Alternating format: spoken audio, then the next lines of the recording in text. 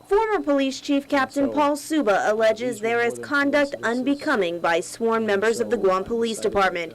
He's invoked the Public Employee Protection Act, also known as the Whistleblowers Act, and filed a complaint detailing the allegations of wrongdoing that he believes is being covered up in the department. And so I filed a civil service complaint citing the Public Employee Protection Act or Whistleblower Act. At the same time, I've gone to see the Attorney General and file a harassment complaint. In the complaint, SUBA claims that since Captain Mark Charfaris was brought into the police department, notably when SUBA was the top brass, a disturbing chain of events has occurred and continues to escalate. I have no intent whatsoever against anyone that would do them harm, but I need this just to stop completely.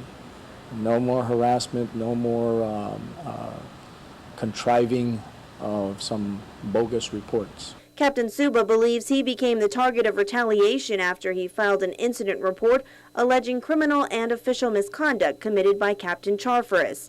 As we first reported, Jontya resident Frank Balahaja filed a criminal trespass complaint against the former senator and was informed by SUBA that Charfaris allegedly asked another officer to beat him up, something Charfaris vehemently denies. What has been brought out in that particular incident was he went and told someone that I had made plans to have someone beat up in Zona, which wasn't true. Again, it was tied into him. So if anything was going on in Zonia, it was all fabricated by Paul SUBA. SUBA claims that a day after he filed that incident report, the next day he returned to Tidzin to find a bunch of officers around his loaner vehicle. He was told the car would be towed. I was told that it was going to be towed, and it's under investigation because there was an anonymous caller that reported it being suspicious. That followed with an anonymous call of an alleged cover-up when he was the chief of police.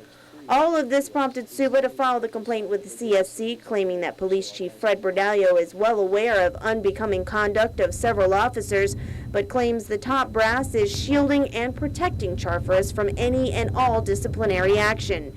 SUBA also made claims of improper relationships between Charfaris and another uniformed officer, fraud, waste, and abuse, as well as official misconduct. I'm very surprised that former Chief SUBA will stoop that low as to insinuate publicly outright lies. It basically appears to be a vendetta not against Paul SUBA but against Mark Charfaris for questioning and asking him to own up to certain things that he's supposed to be performing as a division chief for the Guam Police Department. And I'm still waiting for an answer. What Paul SUBA is doing is shameful, and he's just got to stop.